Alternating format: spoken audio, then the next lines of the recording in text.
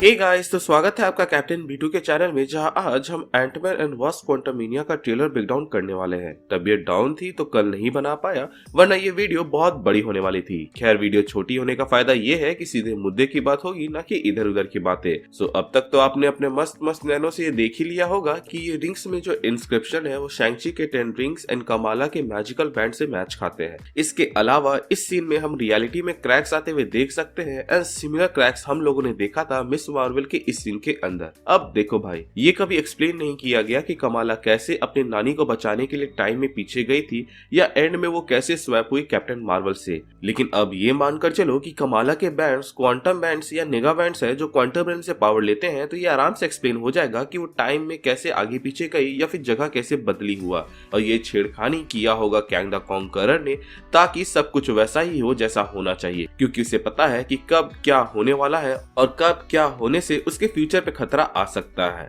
But conqueror का tag ऐसे ही किसी को नहीं मिल जाता, उसको पाना पड़ता है। और ट्रेलर में हम कैंग की आर्मी को देख सकते हैं विच शोज कि ये बंदा कॉन्करर बनने के रास्ते में है, बट उसको एक चीज चाहिए जिसको वो लेने खुद नहीं जा सकता। इसीलिए चोरों का सरदार, दिल चुराने में PhD हासिल करने वाला, वो स्पाइडरमैन को भेजता है, एंटमैन को भेजता है, जिसके बदले में कैंग उसके एंड उसके फैमिली को अर्थ वापस भेज देगा।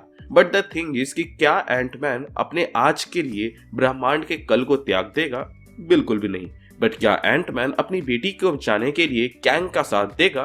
बिल्कुल हाँ, क्योंकि वही तो हर बाप करता है, अपने बच्चों को बचाने के लिए हर हद तक जाता है। इनफैक्ट एंट 1 में तो वो एक बार मौत से गले लगाकर वापस आ चुका था, तो क्यों ना इस बार डेथ के साथ वो डेट पर ही चला जाए। इन शॉर्ट, शायद तक ये एंटमैन यानी कि स्कॉट लैंग की आखिरी मूवी हो सकती है। एनीवेज, द पॉइंट इज कि अगर आप ध्यान दोगे तो एंटमैन के सूट में एक गोल शेप में आप देख सकते हो चेस्ट एरिया के आसपास, जो कि आप वास्प एंड स्टिंगर के सूट में भी देख सकते हैं। अब चेस्ट एरिया में वैसा कुछ शेप का तो हम लोगों ने आयरन मैन के सूट में ही देखा है, बट मुझे नहीं लगता कि उसको कोई ट्रिब्यूट देने की कोशिश की जा रही है, क्योंकि हैंक को स्टार्क पसंद नहीं। बट कैंग का फेस मास्क जो ब्लू कलर का एक प्रोटेक्टिव शील्ड है, वो शायद तक एवेंजर्स के टाइम ट्रेवल वाले सूट से लिया गया है, जिसकी वजह से उसको एक कॉमिक एक्यूरेट सूट मिल रहा है। यहाँ पर हम कैंग के फेस में स्कार्स देख सकते हैं, विच इंप्लाइज कि इसने कई सारी जंगें लड़ी हैं। तो हो सकता है कि इसके फेस में ऐसे स्कार्स देने वाले और कोई नहीं बल्कि दूसरा कैंग वेरिएंट हो। इस ट्रेलर के अंदर एक या दो नहीं बल्कि 3 कैंग वेरिएंट को टीज किया गया है। एज ट्रेलर के स्टार्टिंग में केसी बोलती है, we had made a satellite for quantum realm, जिसके रेस्पॉन्स में अगर आप सबके चेहरों को देखें तो ऐसा लग रहा है कि किसी को कुछ पता ही नहीं था। सो अगर यहाँ पे हैंक या जेनेट ने उसका साथ नहीं दिया इसको बनाने में, और होप और स्कॉट दोनों तो क्वांटम रेल्म को लेके उतने एक्सपर्टीज है नहीं, तो यहाँ पर केसी किसके साथ मिलके ये सैटेलाइट बनाई क्वांटम रेल्म के लिए? हो सकता है कि यहाँ पर कैंग का एक वेरिएंट ने उसको कांटेक्ट किया हो क्वांटम रेल्म से, जैसे कि जेनेट ने किया था स्कॉट के through Antman and Wasp movie के अंदर। इसके अलावा ये भी हो सकता है कि यहाँ पे आयरन लैड आया होगा, जो कि केसी की मदद कर रहा होगा चोरी छुपे, ताकि वो हो जिसके लिए उसको भेजा गया है। मतलब कि ये बात तो हम सभी जानते हैं कि ही हू रिमेन्स जो था वो उसी इंसिडेंट को होने देता था, जिसके वजह से वो हमेशा वहां बैठा रहे। तो अब जब ही हू रिमेन्स नहीं रहा है, तो जो कैंग का वेरिएंट अभी TVA का मालिक है, वो यही चाहेगा कि जो भी हो वो उसके हिसाब से हो। तो यहाँ पर ऐसा हो सकता है, क्योंकि क्वांटम रेल्म्स के बारे में कैंग के वेरिएंट्स को ही ज्यादा पड़ता है। इनफैक्ट जो साइंस आप ट्रेलर में यहाँ देखते हैं वो लोकी में हम देख चुके हैं, और आप देख ही सकते हैं कि कैसे Loki and Ms Marvel plus Shang Chi से ये सब चीज कनेक्ट हो रहा है।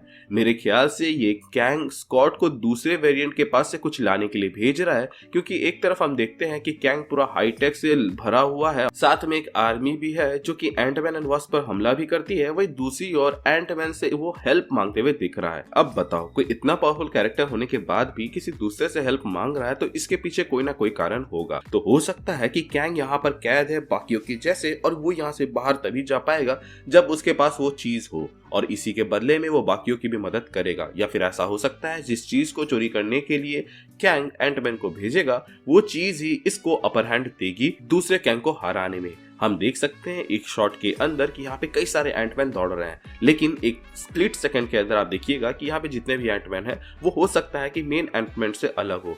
ऐसा भी हो सकता है कि ये पहला स्कॉट नहीं है जो इस मिशन को अंजाम देने जा रहा है, बल्कि इससे पहले भी कई सारे स्कॉट आए हैं यहाँ पे इस मिशन को अंजाम देने के लिए, लेकिन वो सब इसमें नाकाम हुए हैं और उन्हीं सबको यहाँ पे दिखाया जा रहा है। आई अश्योर यू कि ये कोई इत्तेफाक नहीं हो सकता कि मिस मार्वल का क्वांटम बैंड के मदद से टाइम ट्रेवल करना सिर्फ अपने नानी को मिलाने के लिए था। शैंग-ची का 10 रिंग्स का उस वक्त यूज करना और एक मैसेज भेजना कोई इत्तेफाक नहीं हो सकता। जो कि हम यहाँ पर देख पा रहे हैं ये भी कोई इत्तेफाक नहीं हो सकता। ये सब कनेक्टेड है और इन सब के पीछे कैंग का वो वेरिएंट है जो कि लोकी सीजन 2 में दिखेगा। वहीं इस मूवी में दिखने वाला कैंग का वो वेरिएंट जो कि बस इस मूवी के लिए विलेन होगा फॉर टाइम बीइंग, शायद तक एक प्रोमिनेंट रोल अदा करे कैंग डायनेस्टी के अंदर, जो कि शायद अच्छा भी हो सकता है। जिस चीज को कैंग लाने के लिए कह रहा है वो फॉरएवर क्रिस्टल हो सकता है, जिसके वजह से कॉमिक्स के अंदर कैंग के वेरिएंट्स के बीच में लड़ाई होती रही है। तो इससे एक न्यू भी रखा जा सकता है कैंग डायनेस्टी के लिए। ट्रेलर के ऊपर और भी बात किया जा सकता है, बट आज के लिए बस इतना ही रहने देते हैं, क्योंकि शॉर्टेस्ट वे में मैं यही बता पाता और मैं बाकी माइनर डिटेल्स के ऊपर नहीं जा रहा, क्योंकि हेल्थ अभी डाउन है। प्लस विंटर इज कमिंग का स्टेटस लगाने वालों सुधर जाओ, विंटर आ चुका है और अपना ख्याल रखो एंड चिल मारो। Thank you for watching this video.